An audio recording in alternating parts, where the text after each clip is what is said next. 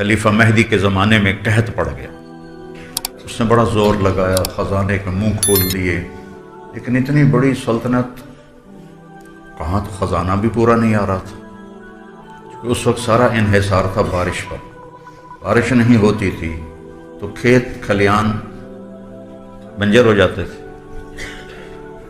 تو ایک رات وہ لیٹا ہوا تھا بڑا غمگین، تو اس کا نوکر غلام اسے دبا رہا تھا، اسے کہنے لگا میرا دل اپنی رعایا کے لیے بڑا دکھی ہے، مجھے کوئی کہانی سناؤ۔ تو وہ غلام نے کہا امیر المومنین، ایک لومڑی سفر پہ جا رہی تھی، تو اس نے اپنا بچہ شیر کے سپرد کیا کہ یہ آپ کے پاس امانت ہے، آپ جنگل کے بادشاہ ہیں، جب میں واپس آؤں گی تو میں آپ سے لے لوں گی۔ تو شیر نے کہا ٹھیک ہے، اور اس نے اسے اپنی کمر پہ بٹھا لیا، جدھر جاتا وہ اس کی کمر پہ ہوتا، کوئی قریب ہی نہیں آتا تھا اس کی۔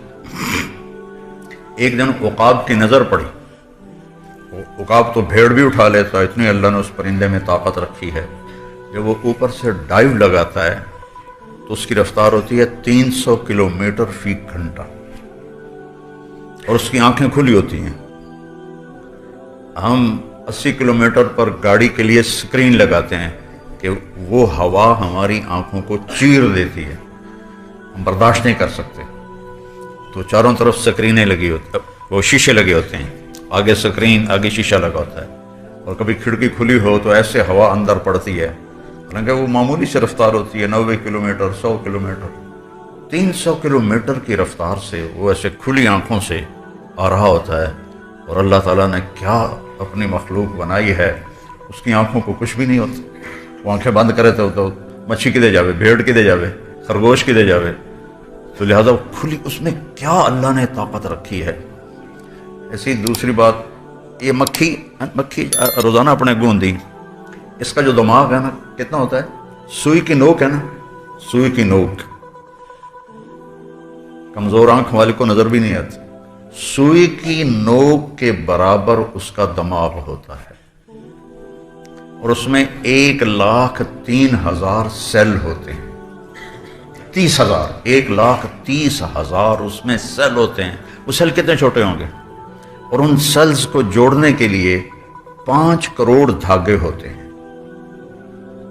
ھذا خلق اللہ فارونی ماذا خلق الذین من دونہ، یہ ہے تیرے رب کی تخلیق، دکھاؤ کسی اور نے ایسا کبھی کچھ بنا کے دکھایا ہے۔ اور اس کا جو چھوٹا سا سر ہے اس میں 100 آنکھیں ہوتی ہیں، آپ اس کو پیچھے سے مارنے لگو وہ اڑ جاتی ہے، ادھر سے آگے سے تو ہر کوئی دیکھتا ہے، اب میں نے کوئی پیچھو آ کے موک مارے تو میں نے نہیں پتہ لگنا، ہم پیچھے سے ایسے لاتے ہیں اس کو مارنے کے لیے تو وہ پہلے اڑ کے چلی جاتی، فوراً جو اس کے ایک سوئی کے نوک کے برابر جو دماغ ہے وہ سب سے پہلے سگنل ٹانگوں کو بھیجتا ہے، خطرہ، اور ٹانگوں میں بھی جو اس کی ٹانگیں اگلی ہوتی ہیں جس سے اس نے یوں جمپ کرنا ہوتا ہے اس کو سگنل جاتا ہے اور وہ ایک دم آگے اڑ کے چلی جاتی ہے۔ سبحان اللہ، کیا میرے رب کی، اس لیے اللہ نے کہا ان الذین تدعون من دون اللہ لن یخلقوا ذبابا، ایک مکھی تو بنا کے دکھاؤ، اللہ نے خاص طور پہ مکھی کر کے کہا ایک مکھی تو بنا کے دکھاؤ۔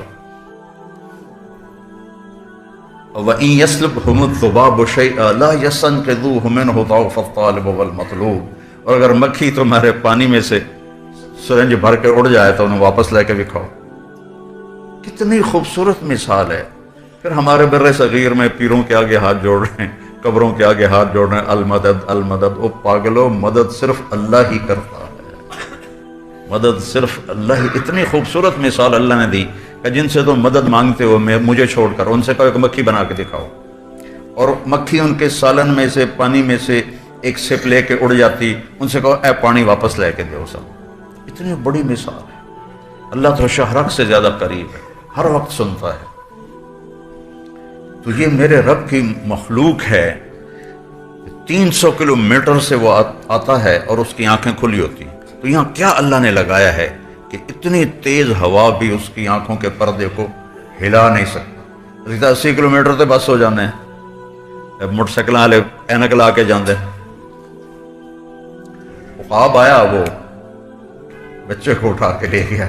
اب شیر عقاب سے کیا لڑتا. کچھ دنوں بعد لومڑی آئی, نے کہا بادشاہ سلامت میرا بچہ. کہا بی بی وہ تو عقاب لے گیا. تو کہنے لگی آپ جنگل کے بادشاہ, میں تو آپ کو دے کے گئی تھی. کہنے لگا بی بی اگر وہ جنگل کی آفت ہوتی تو میں ضرور اس سے لڑتا, تو آسمان کی آفت تھی, اس سے میں کیسے لڑتا. تو یہ قصہ سنا کے کہنے لگا امیر المومنین یہ جو بارش نہیں ہو رہی, اگر یہ زمین کی آفت ہوتی تو آپ اس کا مقابلہ کرتے. یہ تو آسمان کی آفت ہے, اس کو مناؤ جو اوپر ہے. مہدی نے کہا جلدی سے وضو کا پانی لاؤ. اس نے اسی وقت لا کے پانی دیا, مصلی بچھایا, اور وہ نفل پڑھ کے سجدے میں گر گیا, اور روتے روتے روتے روتے مصلی تر کر دیا. اور اس کے سجدے سے اٹھنے سے پہلے بجلی کی چمک اور بادلوں کی گرج نے کہا ہم آ گئے, ہم آ گئے, تیرا رب آ گیا, تیرا رب آ گیا. اور پورے ملک میں بارش, پورے ملک میں, اور اللہ نے قحط کو دور فرما دیا. اب یہ اسموگ ہے یا دھند ہے یا کیا بلا ہے, یہ ہمارے بدعمالیوں کا نتیجہ ہے. فَنَجْعَلْ لَعْنَتَ اللَّهِ عَلَى الْكَاذِبِينَ. اللہ تعالیٰ نے یا تو کافروں پر لعنت بھیجی ہے یا جھوٹے پر لعنت بھیجی ہے. اب مجھے بتاؤ فیصل آباد کے بازاروں میں یا یہی جو ملت روڈ کی دکانیں ہیں یا چاروں طرف, چلو میرے ضلع ملتان کی بات کر لو, آپ فیصل آباد والے ناراض ہو جاؤ گے, کوئی سچا آدمی تو دکھاؤ جو سچ بول کے سودا کر رہا ہے. ان دفتروں میں چلے جاؤ, کوئی رشوت کے بغیر کام کر رہا. سود, جھوٹ, قتل, زنا کے اڈے, شراب کے اڈے, جوئے کے اڈے, قبضہ گروپ, غریبوں پہ ظلم, بادشاہوں کا ظلم تو ہوتا ہی ہے. تو آج تھوڑا سا طاقت والا اپنے سے کمزور پر ظلم کرتا چلا جا رہا ہے. تو ایک دیکھو کہ گناہوں نے کس طرح ہمیں اپنی لپیٹ میں لیا ہوا ہے. اور نام رکھا پاکستان ہے. زمین تو ساری پاک ہے. میرے نبی نے کہا جعلت لی الارض مسجدا وطہورا. پہلی امتوں کی نماز صرف ان کے عبادت خانے میں ہوتی تھی اور کہیں بھی نہیں ہوتی تھی. سبحان اللہ. اور میرے نبی نے کہا میرے لیے اللہ تعالیٰ نے پوری زمین کو مسجد بنا دیا ہے اور پاک کرنے والا بنا دیا ہے. پاک کرنے والا کیسے بنا دیا ہے؟ پانی کوئی نہیں, مٹی تے ہاتھ مارتے منہ تے مارو, پھر دوے ہاتھ مارتے اینج کرو تو چلو بھائی تمہارا وضو ہو گیا, نماز پڑھو. تیمم کسی امت کو نہیں ملا, وضو ہی کرنا ہے, ہمیں تیمم ملا. اور غسل کی ضرورت پڑ جائے پھر بھی پانی کوئی نہیں تو بس اے ہی کام میں. عمار بن یاسر سفر میں تھے, ان کو احتلام ہو گیا نہانے کا. وہ سوچ میں پڑ گئے کہ وضو کے لیے تو صرف منہ پہ اور کوہنیوں تک ہاتھ مارنا ہوتا تھا, میں انسان غسل دی ضرورت ہے, تو ہوں مینو کی کرنا چاہیے. انہیں کپڑے لا دیتے تھے ریت تے, کدی اینج ہون کدی اینج, سب پٹھے سدھے ہو کے انہیں سارا ریت دا غسل کر لے. سفر سے واپس آئے اور اللہ کے نبی کو عرض کیا تو آپ ہنس پڑے. آپ نے کہا عمار انما یکفیک ضربتان, یہاں بھی تجھے بس اتنا ہی کافی تھا کہ یوں کر لیتا اور یوں کر لیتا تو پاک ہو جاتا. آپ نے کہا میرے اللہ نے میرے لیے زمین کو مسجد بنا دیا ہے. اگر زمین پہ کوئی گندگی نظر نہیں آ رہی اور تھوڑے کول چادر بھی کوئی نہیں, اللہ اکبر, تجھے نماز پڑھو, تھوڑی نماز ہو گئی. اور تھوڑے کول پانی کوئی نہیں تو مٹی دے اتنے ہاتھ مار کے, مٹی پہ ہاتھ مار کر منہ پہ ملنے سے آدمی پاک ہوتا ہے اور یوں کر کے آدمی پاک ہوتا ہے. اللہ نے کہا نہیں میرے محبوب آپ کی توفیل ہم یہ بھی ان کو دیتے. پاکستان ہمارے, اگر اس کا نام تو بڑا اچھا ہے, اس میں کوئی شک نہیں, لیکن ہماری گندگی نے اسے ناپاک ہم نے زمین کر دی ہے. جھوٹ, جب کوئی آدمی جھوٹ بولتا ہے, فرشتے ہمارے ساتھ ہیں, ٹھیک ہے. جب حدیث مشہور ہے, میرے نبی نے فرمایا کہ پیاز اور لہسن کچا کھا کے مسجد میں نہ ہو کہ فرشتوں کو تکلیف ہوتی ہے بدبو سے. جو کچا پیاز کھا کے آئے وہ ہماری مسجد سے دور رہے. ہاں پکا کے کھاؤ, کوئی منع نہیں. اچھا, اس سے آپ نے کہا فرشتوں کو تکلیف ہوتی ہے اور پیاز کی بدبو کوئی وہ سلاد کھا لے تو محسوس ہوتی، لیکن کوئی جھوٹ بولے تو کبھی کوئی بدبو محسوس ہوئی آپ؟ کیوں جی؟ کبھی کوئی چاہے کوئی ممبر پہ بیٹھ کے ہی جھوٹ بول رہا ہو، کبھی کوئی بدبو محسوس ہوئی؟ لیکن میرے نبی نے فرمایا جب کوئی آدمی جھوٹ بولتا ہے تو اس کی بدبو اتنی غلیظ ہوتی ہے کہ 1 میل تک فرشتے بھاگ جاتے ہیں، جو فرشتے اس کے ساتھ لگے ہوتے ہیں وہ اسے چھوڑ کے بھاگ جاتے ہیں، اتنی گندی بدبو نکلتی ہے۔ میرا ملک تو ناپاکستان بن گیا جھوٹ بولنے کی وجہ سے، جھوٹ ہی جھوٹ، جھوٹ ہی جھوٹ۔ تو بھائی میرے بھائیوں، یہ سب اللہ کی بارگاہ میں توبہ کریں، اللہ سے دعا کریں کہ یا اللہ ہم پر یہ آفت ڈال دی، کسی کو چین نہیں، سکھ نہیں، لیکن توبہ پھر بھی کوئی نہیں نظر آ رہی۔ تو اللہ نے یہ ایک پیغام بھیجا کہ آ جاؤ، واپس آ جاؤ، واپس آ جاؤ، واپس آ جاؤ۔ توبہ پر اللہ سب کو ہلا دے گا، ہٹا دے گا۔ عمل میں اتنی اللہ نے طاقت رکھی ہے کہ یہ دنیا کو تباہ بھی کر لیتا ہے اور دنیا کو آباد بھی کر دیتا ہے۔ الم تر کیف فعل ربک بعاد ارم ذات العماد التي لم يخلق مثلها في البلاد وثمود الذين جابوا الصخر بالواد وفرعون ذي الاوتاد الذين طغوا في البلاد فاكثروا فيها الفساد فصب عليهم ربك صوت عذاب ان ربك لبالمرصاد۔ دیکھتے نہیں ہو تیرے رب نے قوم عاد کے ساتھ کیا کیا؟ ان جیسا میں نے پیدا ہی کوئی نہیں کیا۔ اور سمود جنہوں نے پہاڑوں کے اندر گھر بنائے، اور فرعون جس نے سولی پہ لٹکانا شروع کیا لوگوں کو، انہوں نے نافرمانی کی اور آگے بڑھ گئے، پھر تیرے رب نے عذاب کا کوڑا برسایا۔ اور تیرا رب نافرمانوں کے ساتھ ایسا ہی کرتا ہے۔ قوم عاد کو ہوا نے اڑا دیا، قوم سمود کو فرشتے کی چیخ نے۔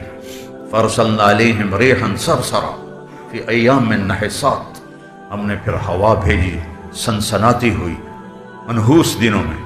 فتر القوم فیہا صرعا، اللہ نے ان کو اٹھا کے ایسے پٹک کے مارا، 40 ہاتھ تو ان کے قد ہوتے تھے، 50 فٹ، 80 فٹ، تو ان کو ایسے ٹکرایا آپس میں تو ان کی گردنیں الگ ہو گئیں، دھڑ الگ ہو گئے۔ اللہ نے کہا دیکھو کیویں پہن، میں کھجور دا مڈ ہوندا اونج پئے ہوئے۔ اور اخذتهم الصیحہ، قوم سمود پہ فرشتے نے چیخ ماری، ان کے رنگ نیلے کالے ہو گئے، کلیجے پھٹ گئے، دل پھٹ گئے ان کے۔ فرعون کو اخذناہ وجنودہ فنبذناہم فی الیم وہو ملیم، فرعون کو اور اس کے لشکروں کو پکڑ کے ہم نے سمندر میں ڈال دیا۔ وہ ایسے ہی لعنت کے مستحق تھے، حالانکہ ان کی طاقت میں کوئی کمی نہیں تھی۔ ہم تو چلو شور مچا رہے ہیں، ہماری اکانومی بڑی کمزور ہے اس لیے ہم تباہ ہو رہے ہیں۔ ارے اس لیے نہیں تباہ ہو رہے ہو، ہم اس لیے تباہ ہو رہے ہیں کہ ہم اللہ کے نافرمان ہو گئے۔ اس نافرمانی سے ہم توبہ کریں۔ لوجد اللہ تواب الرحیم، اللہ ایسا مہربان ہے، کہتا ہے ایک بار آؤ تو صحیح، میں سارے ہی معاف کر دیں، جھوٹ موڑ دی توبہ ہی کر لو میں معاف کر دیں، کہ اس کی رحمت اس کے غصے پر حاوی ہے۔ کتب ربکم علی نفسہ الرحمہ، تم پہ رحم کرنا میں نے اپنے اوپر فرض کر لیا ہے۔ ایک دفعہ میں بہت رویا اس تلاوت میں نا، اس آیت کو پڑھتے ہوئے، کہ مجھے خیال ہے اگر اللہ یہ کہتا کتب ربکم علی نفسہ الغضب، تمہارے رب نے تم پہ غضب اتارنا فرض کر لیا ہے، تو ہم تو کتے، بندر، بلے، سور بن جاتے۔ کہ اللہ تیرا شکر ہے تو نے خود ہی اپنے اوپر فرض کر لیا کہ میں نے تم پہ رحم کرنا ہے۔ اللہ پر کوئی چیز فرض نہیں، اس آپ ہی اپنے تے فرض کی تھی کہ میں تڑو تے رحم ہی کرنا ہے۔ تو میں ہاتھ جوڑتا ہوں، جو جس خطا میں ہے توبہ کرے اور اللہ کی بارگاہ میں جھکے۔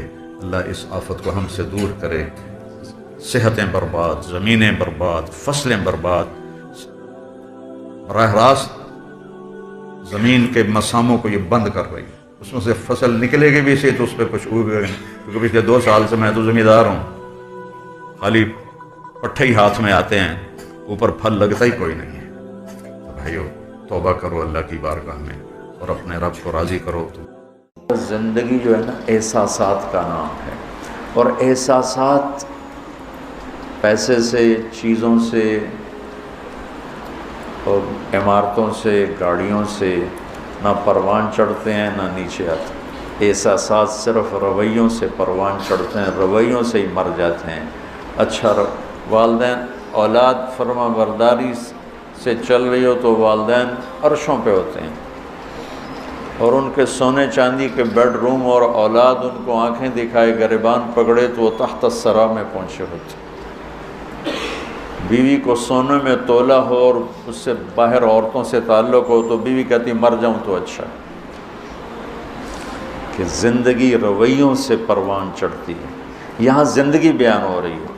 اعوذ باللہ من الشیطان الرجیم بسم اللہ الرحمن الرحیم قل تعالوا او اتل ما حرم ربکم علیکم. میں تمہیں بتاؤں کہ تمہارے رب نے تم پہ کیا حرام کیا ہے.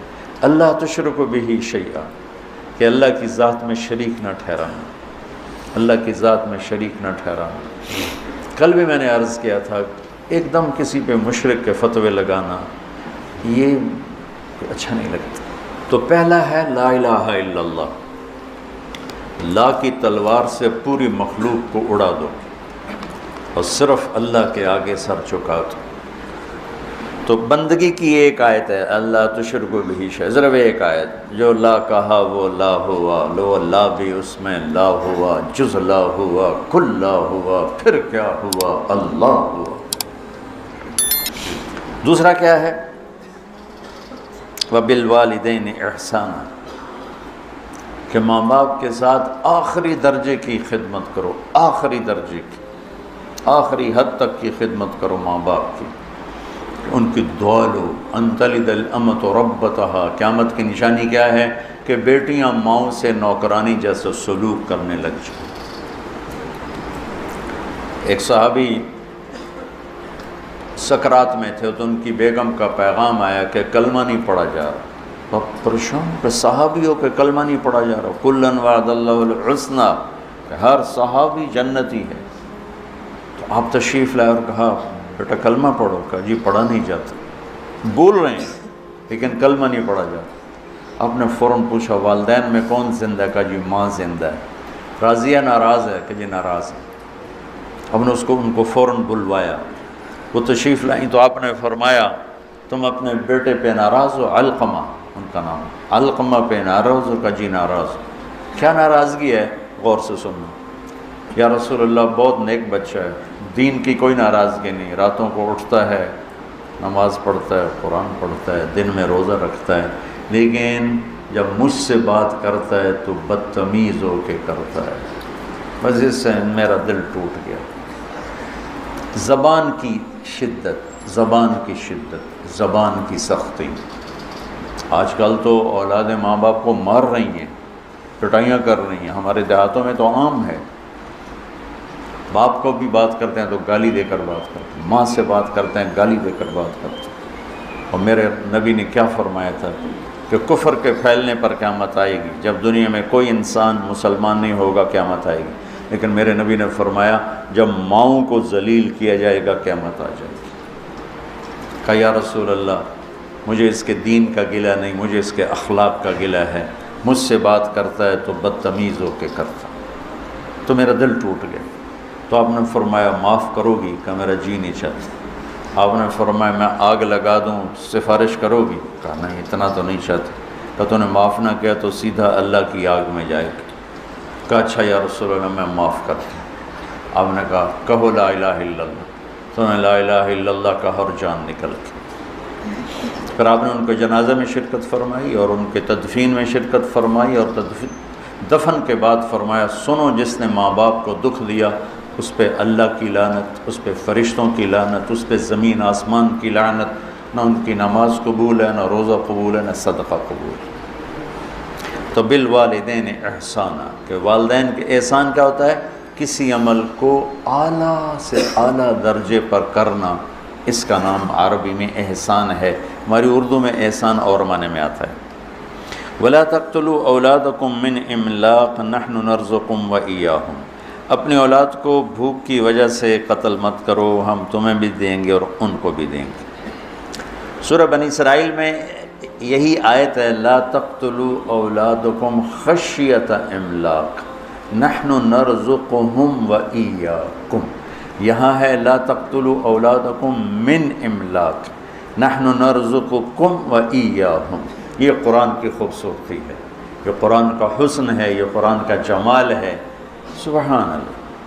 سورہ یاسین میں جاء من اقصى المدینۃ رجل یسعی، اور سورہ قصص میں جاء رجل من اقصى المدینۃ یسعی.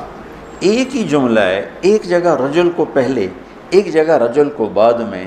سبحان اللہ. اذ ارسلنا الیہم اثنین فکذبوہما فعزلناہم بثالث، وہ 3 جو انبیاء آئے تھے ان کو لوگوں نے جھٹلایا، تو ایک آدمی ان کی مدد، حبیب نجار، ان کی مدد کے لیے دوڑتا ہوا آیا۔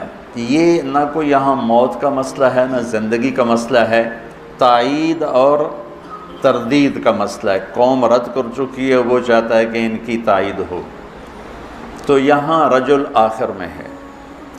موسیٰ علیہ السلام ایک آدمی کو قتل کر چکے ہیں، اور ایک آدمی، وہ خبر پہنچ چکی ہے، وہاں فیصلہ ہو چکا ہے اسے قتل کیا جائے، تو ایک آدمی وہاں سے دوڑ لگاتا ہوا آتا ہے، آ کے یہ بتانے کے لیے، موسیٰ ان الملأ یأتمرون بک، تیرے تو وہاں قتل کے مشورے ہو رہے ہیں، بھاگ جا۔ تو یہاں آنے والے کی جو اہمیت ہے وہ بہت زیادہ ہے، کو ایک زندگی موت کا بن رہا ہے مسئلہ، تو یہاں رجل کو پہلے ذکر کیا، وہاں تائید اور تردید کا مسئلہ ہے، وہاں رجل کو بعد میں ذکر کیا۔ یہ قرآن کی خوبصورتی ہے کہ لفظ کو آگے اور پیچھے کرنے سے اس میں حسن پیدا کر دیتا ہے، معانی بدل دیتا ہے، سبحان اللہ۔ تو یہاں ہے من املاک، تو آگے ہم تمہیں بھی دیں گے انہیں بھی دیں گے۔ یہاں صورتحال یہ ہے کہ والدین فقیر ہیں پہلے سے، وہ کہہ رہے ہیں کہ بچہ پیدا ہوگا تو وہ کھائے گا کہاں سے، تو اللہ تعالیٰ ان کو کہہ رہے ہیں تم اپنے فقر کا ڈر نہ کرو، تمہیں بھی دوں گا اور اس آنے والے کو بھی دوں گا۔ وہاں سورہ بنی اسرائیل میں والدین فقیر نہیں، کھاتے پیتے ہیں، لیکن ان کو ڈر ہے کہ بچہ آئے گا تو روٹی کا بوجھ بڑھے گا، پھر روٹی کہاں سے آئے گی، پھر پوری کہاں سے ہوگی، تو اللہ تعالیٰ نے وہاں کر دیا خشیت املاک، کہ تم کھا پی رہا ہے پر ڈر لگا ہوا ہے، تو اللہ نے وہاں بچوں کو پہلے کر دیا کہ آنے والے کو بھی دوں گا، تمہیں بھی دوں گا۔ یہ قرآن کی خوبصورتی ہے۔ تو اللہ تعالیٰ فرما رہا ہے کہ آج کل کی منصوبہ بندی، اس سے کل بھی میں نے بتایا تھا، پھر دوہرا رہا ہوں، کم بچے خوشحال کرانا ہے نہیں، نیک بچے خوشحال کرانا، چھوٹا خاندان زندگی آسان نہیں، نیک خاندان زندگی آسان۔ ہماری ایک چاچی تھیں، وہ ہماری فیملی کی اس نسل میں تھیں جہاں عورتیں 5 ہوتی ہیں، یا اولاد ہوتی نہیں، یا زیادہ زیادہ 2، زیادہ زیادہ، تو اس کے قدرتی 2 ہوئے، ایک بیٹا ایک بیٹی، بیٹی کی بھی شادی ہو گئی، بیٹے کی بھی شادی ہو گئی، چاچی پہ چھو کر لی آنکھیں، شالہ کسے دے 2 نومن، شالہ کسے دے 2 نومن۔ کیا وہ دیواروں سے بات کرے یا نوکرانیوں سے بات کرے، کس سے بات کرے؟ کوئی بات کرنے 8-7 منٹ، کوئی اگو، کوئی پچھوں، کوئی کھبے، کوئی سچ، کوئی روندا پہ ہے، کوئی ہنسدا پہ ہے، کوئی لڑدا پہ ہے، تو ماں باپ بھی مشغول ہوتے ہیں، اور 2 بچے 2 ہی اچھے، ارے بھائی بچے نیک اچھے 2 ہوں 10 ہوں، نیک ہیں تو شکر ہے اللہ کا، اور بدکار ہوں، ایک ہی ہو بدکار ہو تو کیا کرو گے؟ ساری زندگی روتے رہو، پیٹتے رہو۔ تو آج کے ماحول میں یہ اس کی یہ صورت بنی ہوئی ہے۔ رزق کا تعلق آبادی سے نہیں ہے، جو گھٹ بڑھ رہا ہے آبادی کی وجہ سے نہیں، سود، جھوٹ، ذخیرہ اندوزی، سٹے بازی، ہیرا پھیری، 2 نمبری، اس سے لوگوں میں فقر ہے۔ آبادی کی وجہ سے فقر نہیں ہے، یہ ظالم انسانوں کی وجہ سے طاری کردہ فقر ہے۔ اگر دیانتدار ہوں، بازاروں میں دیانت ہو، سچائی ہو، سٹا نہ ہو، جوا نہ ہو، سٹاک نہ ہو، تو سب کے چولہے جلیں گے۔ مدت سے لگ رہی تھی لب بام ٹکٹکی، تھک تھک کے گر گئی نگہ انتظار آج، وہ اکھیاں تھک کے واپس آ جائیں گی، نہ سچا ملے گا، نہ دیانتدار ملے گا، نہ منصف ملے گا، ظلم و ستم سے بھرا ہوا۔ اسلام کے باوجود جو ذلت ہے تو اس کی 3 وجہ ہیں۔ ہم جھوٹ بولتے ہیں، ہم ظلم کرتے ہیں، ہم دھوکہ دیتے ہیں، اور جو قوم سچ بولے اور دیانتدار ہو اور انصاف کرے، وہ کافر بھی ہوگی تو اللہ ان کو عزت دے گا، اور مسلمان ہوں گے تو دونوں جہان کی عزت پائیں گے، کافر ہوں گے تو اس جہان کی عزت پائیں گے، آگے تو ایمان پہ فیصلہ ہے۔ اور جس قوم میں جھوٹ ہو اور دھوکہ ہو اور ظلم ہو، اللہ انہیں ذلیل کرے گا، چاہے ساری قوم رات کو تہجد پڑھے، دن میں روزہ رکھے۔ یہ اللہ کا عالمی قانون ہے۔ وَلَا تَقْتُلُوا النَّفْسَ الَّتِي حَرَّمَ اللَّهُ إِلَّا بِالْحَقِّ، اور کسی کو قتل مت کرو، کسی کو قتل مت کرو کہ قتل کرنے والے پر فَجَزَاؤُهُ جَهَنَّمْ خَالِدًا فِيهَا 2، غضب اللہ علیہ 3، وَلَعَنَهُ اللَّهُ 4، وَأَعَدَّ لَهُ عَذَابًا عَظِيمًا 5 عذاب اللہ نے قاتل کے لیے سنائے ہیں، غضب اور لعنت اور جہنم اور ہمیشہ کی جہنم اور عذاب عظیم۔ اور جب انصاف کمزور ہوتا ہے تو پھر ظلم و ستم شروع ہو جاتا ہے۔ ہماری عدالتیں انصاف ہی نہیں دیتی، ہمارے جج بکے ہوئے، ہمارے وکیل بکے ہوئے، اور ان سے پہلے ہمارے عوام ظلم و ستم کی انتہا کیے ہوئے ہیں کہ بے گناہوں کے نام بھی پرچے میں لکھوا دیتے ہیں، اور وہ بھی قتل۔ مولوی عباد اللہ صاحب جیلوں میں جاتے ہیں، میں بھی ان کے ساتھ گیا ہوں لیکن زیادہ نہیں، کتنے بے گناہ لوگ وہاں سزائیں بھگت رہے۔ یہ تو کل ہو گئی تھی، میں نے اس کو دوبارہ دہرا دیا چونکہ یہ زندگی سے متعلق اور بہت اہم مضمون تھا، اس لیے میں نے اس کو دوبارہ دہرایا۔ پھر اللہ کہتا ہے ذالکم وصاکم بہ لعلکم تعقلون، یہ تمہارا رب تمہیں وصیت کر رہا تھا کہ تم عقل والے بنو۔ میں نے کہا تھا ارض واسعہ، سرسبز زمین، گل و گلزار سے بھری ہوئی زمین کو ارض واسعہ کہتے ہیں۔ وہ کلام جو دل کی زمین کو گل و گلزار بنا دے اسے وصیت کہتے ہیں۔ تو اللہ کہہ رہا ہے یہ میں تمہیں بار بار وصیت کروں گا۔ وصا، اوصا ایک دفعہ، وصا بار بار۔ یہ وہ مضمون ہے جو بار بار بیان ہونا چاہیے، اور میری یہ ایک فریاد ہے کہ ہمارے خطیبوں نے ان مضامین کو بیان کرنا چھوڑ کر انتہائی غیر ضروری چیزوں کو ممبر پر آ کے بٹھا دیا۔ پھر اس کے بعد اللہ تعالیٰ دوسری وصیت فرماتا ہے وَلَا تَقْرَبُوا مَالَ الْيَتِيمِ إِلَّا بِالَّتِي هِيَ أَحْسَنُ حَتَّى يَبْلُغَ أَشُدَّهُ، یتیم کے مال کے قریب نہ جانا سوائے خوبصورت طریقے کے یہاں تک کہ وہ بالغ ہو جائے۔ یہ یہاں یتیم کے مال کے قریب یہ اس معاشرت کا حکم ہے۔ اس زمانے میں جہاد ہو رہا تھا، شہادتیں ہوتی تھیں، جوان بچیاں بیوہ ہو جاتی تھیں، چھوٹے بچے یتیم ہو جاتے تھے، اور معاشرت اسلامی تھی، ان کی فوری شادی ہو جاتی تھی۔ تو شہید ہونے والا یا ویسی جوانی میں مر جانے والا، اس کی کوئی جائیداد ہوتی تھی، یہ شادی کرنے والا ان یتیم بچوں کا بھی کفیل بنتا تھا، اور اس کے باپ کی طرف سے جن کو جائیداد ملتی اس کا بھی کفیل بنتا تھا۔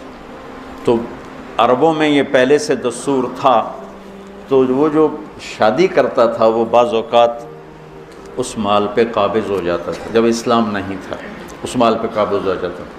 تو اللہ تعالیٰ نے اسلام آیا تو اللہ نے خوبصورت کر کے اسے زندگی کا راستہ بتایا کہ اگر تجھے ضرورت ہے، یتیموں کی کفالت کے لیے پیسہ چاہیے، تجھے اپنی ضرورت کے لیے پیسہ چاہیے، تو ضرورت کے بقدر استعمال کر، باقی یتیم کا مال ہے، یتیم کے مال کو تو ہدیہ بھی نہیں دیا جا سکتا۔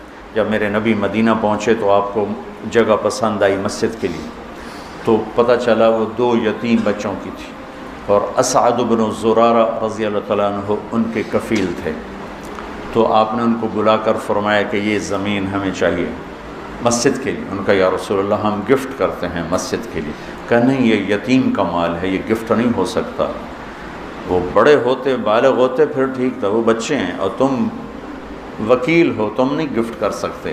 کہا اچھا یا رسول اللہ آپ قیمت لگوائیں، جتنی قیمت لگے گی اس سے کم پہ آپ کو دے دیں گے۔ آپ نے کہا ٹھیک ہے۔ تو اس کی قیمت لگوائی گئی 7 دینار، جو میرے نبی نے مسجد بنائی اس کی زمین کی قیمت لگی 7 دینار۔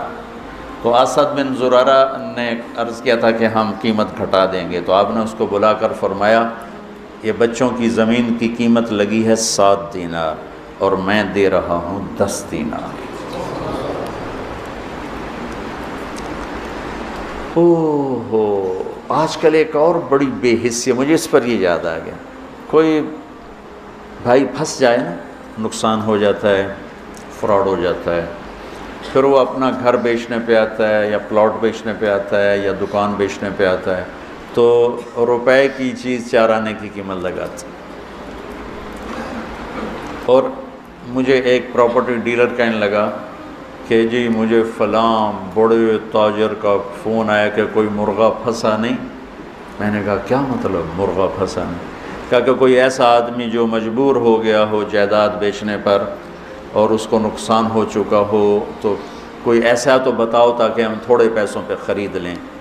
تو قریب سے صبح کے سیر کر رہے تھے، ایک گھر کے قریب سے گزر گیا جیسے یہ گھر والا ہے. اس کا گھر 24 کروڑ کا ہے، 6 کنال ہے، اور اس کی قیمت لگ رہی ہے میکسیمم 18 کروڑ. چونکہ یہ پھنسا ہوا ہے، یہ گھر بیچ کے قرضے دینا چاہتا ہے، اور سب کو پتہ ہے یہ بیچے بغیر رہ نہیں سکتا. تو 24 کروڑ کی چیز 18 کروڑ اس کا لگا رہے ہیں، اور اس کو مرغا کہہ رہے ہیں. کوئی مرغا پھنسا تو نہیں. میں نے کہا اگر میں ہوتا تو میں 24 کروڑ کے 30 کروڑ دیتا. یہ 24 کروڑ سے اپنے قرضے اتارے اور اوپر والے 6 کروڑ سے اپنا کاروبار کرے. مسلمان سخی ہوتا ہے. ظلم و ستم کی انتہا ہے کہ ایسے بے رحم ہیں پیسے کے معاملے میں، ایسے بے رحم ہیں. اور اچھے اچھے داڑھیوں والے نمازی پرہیزگار محراب ماتھے پر، لیکن پیسے کا نام آتے ہی وہ ایسے سنگ دل ہو جاتے ہیں جیسے ان کے سینے میں دل نہیں، پتھر کا کوئی ٹکڑا، کوئی دھڑکنے والا دل نہیں ہے بلکہ ایک کھٹکنے والا پتھر کا ٹکڑا رکھا ہوا. تو میرا اللہ مال کے خرچ کو یہاں ہمیں سکھا رہا ہے کہ مال کا خرچ احتیاط سے کرو، دیانتداری سے کرو. وَأَوْفُوا الْكَيْلَ وَالْمِيزَانَ بِالْقِسْطِ، اور ناپ تول میں کمی نہ کرو. قوم شعیب تباہ و برباد ہو گئی ناپ تول میں کمی کی وجہ سے.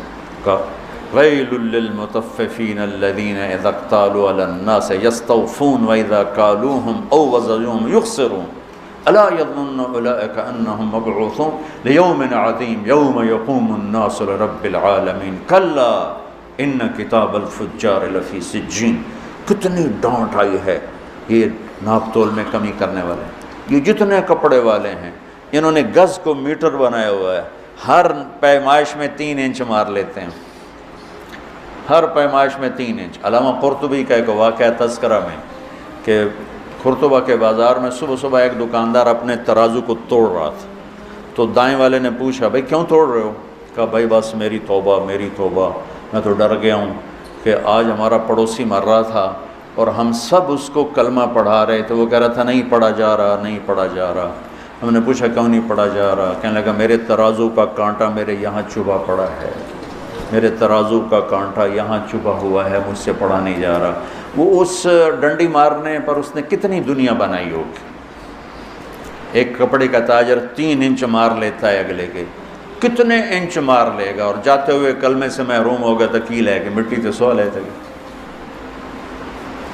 میرا سارا بازار بددیانتی بددیانتی بددیانتی، اور اس میں کوئی تمیز نہیں، داڑھی والا بغیر داڑھی والا، نمازی بے نمازی، کوئی تمیز. پرانی بات ہے، ایک دکاندار کہنے لگا جی میں قرآن پڑھ رہا تھا، ایک گاہک آ گیا جی تسی قرآن پڑھ رہے ہو؟ میں کہا تاڑے کو سودا لے لواں. میں جی 16 روپے میٹر دا کپڑا 48 روپے میٹر انہوں بیچا. میں کہا چنگی تھوک لائیے اس نے تیرے قرآن پہ اعتماد کیا، تو نے یہ ظلم کیا. تو جب معاملات آتے ہیں تو سب کا مذہب پیسہ بن جاتے ہیں، اور اس طرح پھسلتے ہیں لوگ، اس طرح پھسلتے ہیں. 4 آنے 2 ٹکے پر ایمان بیچ دیتے ہیں. مسلمان کا سرمایہ ایمان ہے، مسلمان کا سرمایہ اس کی عزت ہے، اس کی آبرو ہے، اس کی غیرت ہے، اس کا ضمیر ہے، اس کی آخرت ہے. یہ چند ٹکے بچا کر اپنی ایمان، اپنی عزت، اپنی غیرت ہر شے داؤ پہ لگا دیتے. یہاں ہم ہمارے عزیزوں میں سے ایک نے اپنے بچے کو بٹھایا ایک دکان پر.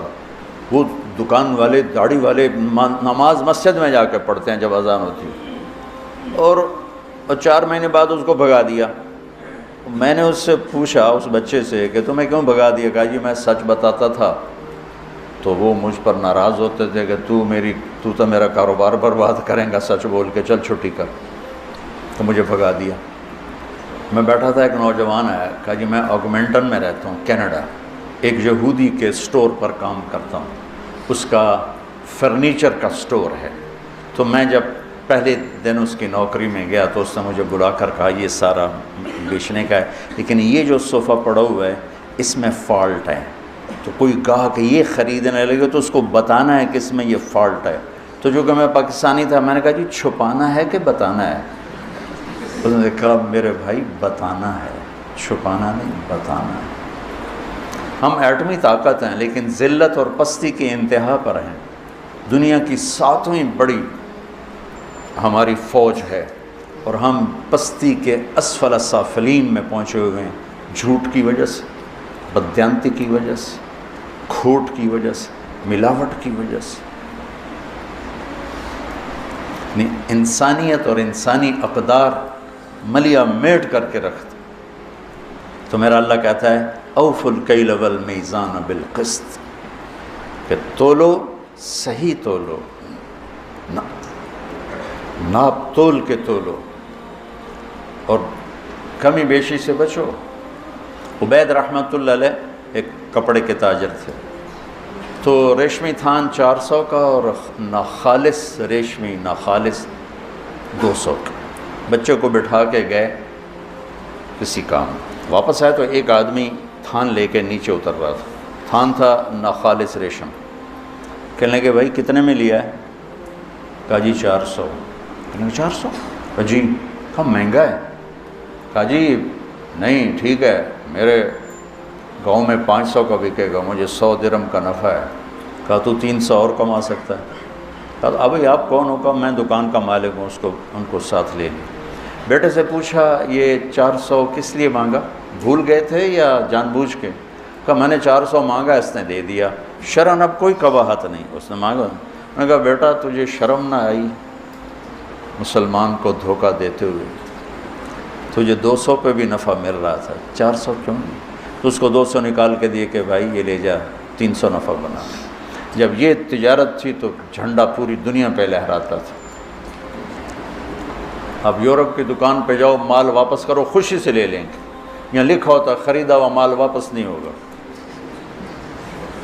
میں نے کہا اگر کوئی یہاں کا تاجر ہوتا اور اس کا پتر 200 کی 400 میں بیچتا تھا، واہ میرا پتر تو تب پیونوں بھی کٹ گیا، ایلا 100 روپے، ایلا 100 روپے فلودہ کھا، میں چھری رکھیں جی میں رکھی ہے۔ ہمارا تاجر تو چھری لے کے بیٹھا ہوا کہ اسے ذبح کرنا ہے۔ آنے والے جیسے بھیڑیوں کو کوئی رحم نہیں ہے کہ بکری کے چھوٹے چھوٹے بچے ہیں، ایسے جب دل پیسے کا غلام ہو جاتا ہے تو وہ بھیڑیا بن جاتا۔ پھر اللہ تسلی دیتا ہے لا نکلف نفسا الا وسعها، دیکھو میں جو کچھ تمہیں کہہ رہا ہوں تم کر سکتے ہو، کیسے کریں گے، کیسے ہوگا؟ اللہ کہتا ہے میں نے کوئی ایک بات بھی تمہاری ہمت سے زیادہ نہیں سنائی۔ یہ آیت تسلی کے لیے، پیچھے بڑی بڑی ہمت والی باتیں آ رہی، نماز پڑھنے واسطے تو ایک لوٹا پانی چاہیے، 10 منٹ چاہیے، کیڑی قربانی ہے؟ سچ بولنے کے لیے پسینہ آ جائے، صحیح تولتے ہوئے پسینہ آ جائے، مال کا عیب بتاتے ہوئے خبر لگ جائے گی۔ وہ میں نے بیان کیا تو ایک ہمارا دوست ہے، اس کا شو روم ہے، تو ہماری جماعت گئی پشاور، اس کا بہت بڑا شو روم ہے، تو میں اس کو ملنے گیا تو وہ مجھے دکھا رہا تھا، تو ایک گاڑی کھڑی تھی ٹویوٹا، نہیں کہنے لگا یہ گاڑی دیکھ رہا ہوں، کہا یہ 1 سال ہوا ہے نہیں بک رہی تمہاری وجہ سے۔ میں کہا میں تو آج تیرے شو روم سے آیا، میری وجہ تو کیوں؟ کہا تم نے ترغیب دی تھی سچ بولو، تو میں یہ گاڑی لگ گئی تھی جب اس کو ٹرک سے اتار رہے تھے، تو اس کو ٹھیک کر کے ہم نے لگا دیا ہے، جو آتا ہم کہتے ہیں لگی ہوئے وہ چھوڑ کے چلا جاتا ہے۔ میں نے کہا مجھے دے دو میں خرید لیتا ہوں۔ اس وقت ٹویوٹا 5 لاکھ کی تھی۔ کہنے تمہیں جرمانہ کیوں ڈالوں، انشاءاللہ بک جائے گی، لیکن میں نے سوچا سچ ہی بولنا ہے، جھوٹ نہیں بولنا ہے۔ 1 سال وہ گاڑی کھڑی رہی۔ ابھی ہماری جماعت وہیں تھی کہ اس کا فون آیا کہ میری گاڑی بک گئی۔ میں نے فالٹ بتایا تو بھی بک گئی۔ تھوڑا سا اللہ دیکھتا ہے پھر دروازے کھول دیتا ہے، اس لیے کہتا ہے لا نکلف نفسا الا وسعها، جو تمہیں بتا رہا ہوں نا تم کر سکتے ہو، تمہاری ہمت سے اوپر میں نے کچھ نہیں بتایا۔ وَإِذَا قُلْتُمْ فَاعْدِلُوا وَلَوْ كَانَ ذَا قُرْبَىٰ وَبِعَهْدِ اللَّهِ أَوْفُوا ذَلِكُمْ وَصَّاكُمْ بِهِ لَعَلَّكُمْ تَذَكَّرُونَ، اور جب بولو تو انصاف کا بول بولو، فعدلو، چاہے یہ گواہی تیرے رشتہ دار کے خلاف ہی جاتی ہو، لیکن بولو تو سچ بولو۔ اس سے مراد صرف گواہی نہیں ہے، قلت اس لیے قلتم کا لفظ ہے جس میں وسعت ہے۔ ولو کان ذا قربا میں اشارہ ہے کہ اگر تمہیں کہیں اپنے رشتہ دار کے خلاف بھی سچ نظر آئے تو بولو بولو، گواہی کا لفظ نہیں ہے۔ قلتم کے اندر گواہی بھی ہے اور قلتم کے اندر عموم ہے، جب بول بول انصاف کا بول، یعنی ایسا بول نہ بول جو کسی کی عزت کو اڑا دے، کسی کی پگڑی کو اچھال دے، کسی کی عزت نفس کو ذبح کر کے رکھ دے، کسی کی بیٹی کی عزت اچھل جائے، کسی کے بچے کی عزت اچھل جائے، ایسا بول نہ بول۔ یہ صرف عدالت کی گواہی کی حد تک نہیں ہے، عدالت کی گواہی کی حد تک نہیں، میرا مستقل مضمون ہے زبان کی حفاظت کرو، زبان کی حفاظت کرو، ماں باپ کے آگے سنبھل کے بولو، بیوی کے آگے سنبھل کے بولو، بچوں کے آگے، ہر انسان کے آگے سنبھل کے بولو۔ جہاں خون کے رشتے ہیں وہاں بہت زیادہ سہ جاؤ سہ جاؤ سہ جاؤ، تھوڑی دیر کی تکلیف ہوگی پھر اللہ تمہیں ایسی راحت دے گا کہ اس کا مزہ لوگی۔ ہاں، پی جا ایام کی تلخی کو بھی ہنس کے ناصر، اللہ اس کی بخشش کرے، میرا دوست تھا ناصر، پی جا ایام کی تلخی کو بھی ہنس کے ناصر، غم کے سہنے میں بھی قدرت نے مزہ رکھا ہے، جب سے تم نے مجھے دیوانہ بنا رکھا ہے، سنگ ہر شخص نے ہاتھوں میں اٹھا رکھا ہے۔ صبر میں بھی ایک لذت ہے، ایک مٹھاس ہے، جیسے غصہ نکالنے میں ایک تسلی ہوتی ہے، بعد میں پشیمانی کے انبار لگ جاتے ہیں، پی جانے میں ایک کڑواہٹ ہوتی ہے اور بعد میں راحت و انبساط اور فرحت کے دروازے کھل جاتے ہیں۔ اگر زندگی کو خوبصورت بنانا ہے تو سہنا سیکھو، نظر انداز کرنا سیکھو، جواب دینا نہ سیکھو، چپ رہنا سیکھو، جواب دینا نہ سیکھو، چپ رہنا، اس نے یہ کہہ دیا، اس نے کیوں کہہ دیا، اس نے یہ کہا، کہنے دو، گزر جاؤ تو اللہ تمہیں اندر کو ٹھنڈک پہنچا دے۔ کلمۃ العدل فی الغضب والرضا، یہ اس کی اصل تفسیر ہے کہ ہر حال میں زبان سے بول بولو، نپا ہوا تلا ہوا صحیح۔ ہم انسان ہیں، کبھی بریک فیل ہو جائے گی تو ہو جاتا، کلمہ نہیں، لیکن یہ عادت نہ ہو جائے تو اللہ سے توبہ، یا اللہ معاف کر، جس سے زیادتی ہوئی اس سے معافی اور تلافی، اور پھر ہمت کر کے پھر سفر شروع کریں گے، پھر گر پڑیں گے، کیا ہوا؟ گرتے ہیں شاہ سوار ہی میدان جنگ میں۔ یہ تو جنگ ہے نفس کے ساتھ، جو خوفناک جنگ ہے، جو ہر آن ہر گھڑی جاری ہے، کبھی وہ جیتے گا کبھی ہم جیتیں گے، جب وہ جیتے گا ہم روئیں گے، معافی مانگیں گے اللہ سے بھی، جس سے زیادتی ہوگی اس سے بھی، تو اللہ تعالیٰ اس پر ہمارا اللہ خوش ہوگا اور اللہ ہمیں آہستہ آہستہ آہستہ آہستہ نفس مطمئنہ نصیب فرما دے۔ وَإِذَا قُلْتُمْ فَعْدِلُوا، زبان کے بول کو عدل والا بنا دے۔ لقمان علیہ السلام کا فرمان ہے، بیٹا چپ رہنے پہ کبھی نہیں پچھتایا، ہمیشہ اپنے بول پہ پچھتایا۔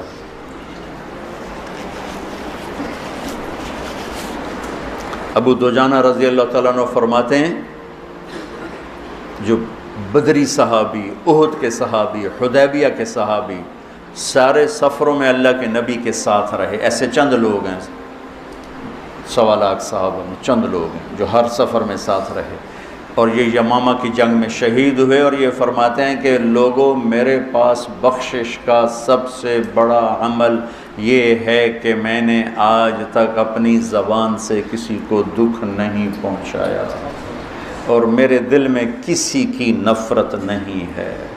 سبحان اللہ، سوچو تو صحیح، ایک آدمی جنگ بدر میں شریک ہوتا ہے اور اللہ تعالیٰ ان کو کہتا ہے جاؤ جو مرضی کرو میں نے معاف کر دیا، تو وہ کہتے ہیں میں جنگ بدر میں شریک ہوں، میری بخشش کا سب سے بڑا عمل۔ وہ حدیبیہ میں شریک ہوا، لقد رضی اللہ عن المؤمنین، وہ کہتے ہیں میرا حدیبیہ کا عمل میری بخشش کا ہے کہ اللہ نے کہا میں راضی ہو گیا۔ وہ اور احد کی جنگ میں آپ نے تلوار اٹھائی ہے، کون لے گا تلوار؟ تو کئی لوگ کھڑے ہو گئے، آپ نے کہا اس کا حق کون ادا کرے گا؟ پھر سارے بیٹھ گئے، 3 آدمی کھڑے رہے، عمر، زبیر، ابو دجانہ رضی اللہ تعالیٰ عنہ۔ تو آپ نے وہ تلوار ابو دجانہ کو دی، تو زبیر رضی اللہ تعالیٰ عنہ کو خیال آیا کہ میں اس سے بڑا شاہ سوار ہوں، اور تھے بھی، اس میں کوئی شک نہیں، کوئی شک نہیں، 1000 پہ بھاری تھی، مجھے تلوار نہیں دی، اس کو کیوں دی ہے؟ کہ اللہ ارین ما یصنع، میں دیکھوں گا یہ کیا کرتا ہے۔ تو ابو دجانہ نے تلوار پکڑی اور سرخ پٹی باندھی، انا الذی عاہدنی خلیلی ونحن بالصفح لدى النخیل الا اقوم الدہر فی القیول واضرب بسیف اللہ ورسولی، آج میں دکھاؤں گا اللہ کے رسول کی تلوار کا حق کیسے ادا کیا جاتا ہے۔ سارے اشعار کا خلاصہ، اور ایک طرف سے جو حملہ کیا قریش کی صفوں کو چیرتے ہوئے پار نکل گئے، اور زبیر بھی پیچھے پیچھے، آگے عورتیں کھڑی تھیں، ہندا گانا گا رہی تھی، نحن بنات طارقی نمشی علی النمارق مشی القتل بوارقی المسک فی المفارق والدر فی المخالق ان تقبلوا نعانقی او تدبروا نفارقی فراق غیر وامقی، یہ قریش کو ابھارنے کے لیے۔ جب ابو دجانہ بڑھے تو ساری عورتیں بھاگیں، اور ہندا پہ ایسا روب طاری ہوئی وہ بھاگ نہیں سکی، تو انہیں ایسے تلوار اٹھائی، اس کی چیخ نکلی، اور یوں اس کے سر پہ تلوار رکھ کے یوں واپس ہٹایا۔ پیچھے زبیر تھے، کہنے لگے یہ کیا کیا ہے؟ کہا میرے نبی کی تلوار ہے، عورت کے خون سے گندا کروں؟ نہیں، پھر واپس ہٹے، پھر حملہ کیا، اور پھر صفوں کو چیر دیا۔ آگے ایک ہاتھی جیسا نوجوان تھا ڈیل ڈول میں، زبیر کہنے لگے میری جی میں ہے، اس سے ٹکر لے تو پھر میں دیکھوں کتنے پانی میں۔ قدرتی آمنے سامنے ہو کے، اور ایسی زور کی دونوں میں ٹکر ہوئی کہ بہادری اور دلیری بھی آش آش کر اٹھی، اور دائیں بائیں کے لوگ متوجہ ہو گئے ان دونوں کی جنگ دیکھنے کے لیے، تھوڑی دیر کے لیے رک گئے۔ ایسی خوبصورت ان کی جنگ اور دلیری اور بہادری کے، رک گئے ایک دفعہ قدم، اس نے وار کیا، ابو دجانہ کی ڈھال ٹوٹ گئی اور اس کے کندھے کو زخمی کر دیا۔ ابو دجانہ نے وار کیا، اس کی ڈھال توڑ کے تلوار یہاں لگی، 2 ٹکڑوں میں چیر کے پھینک دیا یوں، اور پھر چہرے سے ٹوپی ہٹا کر کہا ماذا ترا انا ابو دجانہ، کیا دیکھتے ہو؟ میں ہوں ابو دجانہ۔ یہ بندہ اتنے بڑے بڑے فضائل والا ان باتوں کی بجائے کہتا ہے کہ میری بخشش کا سب سے بڑا عمل یہ ہے کہ میں نے آج تک اپنی زبان سے کسی کو دکھ نہیں پہنچایا، اور میرے دل میں کسی کے بارے میں بغض نہیں۔ میرے بچوں، اپنے دل کو بغض سے پاک کرو۔ مولویوں کے دل میں بغض زیادہ ہوتا ہے، پتہ نہیں کیوں ہوتا ہے، اس لیے کہ وہ قانون ہی پڑھتے رہتے ہیں، محبت کا سبق نہیں پڑھتے، فقہ ہی پڑھتے رہتے ہیں، وہ پھر غصے میں ہی ہو جاتے۔ ہمارے خواجہ غلام فرید سرائکی کے بادشاہ ہیں، وہ فرماتے ہیں سکھ ریت روش من سوری نو ہن ٹھپ رکھ کنز کدوری نو ہادی نہ سمجھ ہدایہ کافی نہ سمجھ کفایہ، کافیہ بڑی مشہور کتاب ہے، تو وزن شعر کی وجہ سے اس کو بدلا ہے، ہادی نہ سمجھ ہدایہ کافی نہ سمجھ کفایہ کر پرز شرع وقایا، ایو دل قرآن کتاب ہے۔ چونکہ قرآن سے نہیں جڑتے نا ہم، اور سیرت سے نہیں جڑتے، تو دل کی دنیا خشک سی ہو جاتی ہے، جیسے زمین پانی کے بغیر خشک ہو جاتی ہے، ایسی دل کی دنیا خشک ہو جاتی ہے۔ ساری امت کی خشک ہوئی پڑی ہو، تم سارے مولوی بیٹھے ہو اس لیے میں تمہارے سامنے یہ کہہ دیا، ورنہ سب کا یہی حال ہے، غصے سے بھرے ہوئے، بغض سے بھرے ہوئے، برداشت نام کی شے کوئی نہیں۔ محبت کرنا سیکھو، محبت دینا سیکھو، حسن ظن سیکھو، نفرت سے دلوں کو پاک کرو، دل آزاری سے زبان کو پاک کرو۔ وَبِعَهْدِ اللَّهِ عَوْفُ، اور اللہ سے کیے ہوئے عہد و پیمان کو نبھاؤ، اللہ سے کیے ہوئے عہد و پیمان کو نبھاؤ۔ وَلَا إِلَهَ إِلَّا اللَّهِ أَلَسْتُ بِرَبِّكُمْ قَالُوا بَلَىٰ، اللہ کو رب مانا ہے، نبھا کے دکھا دو۔ فَلَكَ ذَلِكُمْ وَصَّاكُمْ بِهِ لَعَلَّكُمْ تَذَكَّرُونَ، یہ اگلی وصیت ہے جو اللہ تمہیں کر رہا ہے کہ شاید تمہیں کچھ یاد آ جائے۔ پھر آگے اللہ خوشخبری سناتا ہوا ان ھذا صراطی مستقیما، یہی ہے میرا سیدھا راستہ، فاتبعوہ، اسی پہ چلنا، ولا تتبعوا السبل، دائیں بائیں چھوٹے رستوں پہ نہ جانا، فتفرق بکم عن سبیلہ، یہ تمہیں اصل راستے سے ہٹا دے گا۔ یہ ہے فرقہ واریت، کہ ان مسائل پہ لڑنا جن کا نہ جنت سے تعلق ہے نہ جہنم سے تعلق ہے، جس کا نہ آخرت سے تعلق ہے نہ دنیا سے تعلق ہے۔ تو میرا اللہ کہہ رہا ہے ان چکروں میں نہ پڑنا، ہاتھ یہاں باندھنے ہیں کہ یہاں باندھنے ہیں کہ چھوڑنے ہیں، رفع یدین کرنا ہے یا چھوڑنا ہے، سورۃ فاتحہ پڑھنی ہے یا نہیں پڑھنی ہے، یہ بھی کوئی لڑنے کی چیزیں۔ سیدھا راستہ امت پنے کا۔ ہم علماء دیوبند کے شاگرد ہیں، وہ ہمارے لیے بنیان کی طرح ہے، لیکن چولا ہمارا امت پنے کا ہے، کرتا ہمارا امت پنے کا ہے۔ میں تم سب کو یہ کرتا پہنانا چاہتا ہوں کہ ہم علماء دیوبند کی تشریح دین پر راضی ہیں اور ان کے دلائل کو ہم قبول کرتے ہیں، لیکن باقیوں کو عزت دیتے ہیں، احترام کرتے ہیں۔ ہم کرتا پہنتے ہیں محمدی۔ آگے میرے نبی کے دین کی تشریح میں عقائد میں بھی اختلاف ہے، اعمال میں بھی اختلاف ہے، ترجیحات میں بھی اختلاف ہے، یہ سب انشاءاللہ جنت میں جائیں گے۔ جو لا الہ الا اللہ محمد رسول اللہ کا قائل ہے، اسی پہ مر گئے انشاءاللہ جنت میں جائے گا۔ ہم نہ ٹھیکیدار بنے، اے بھی کافر، اے بھی کافر، اے بھی کافر، اے بھی کافر، جنت اچ کہیں جاؤنا ویلی پہ ہی رہے گی۔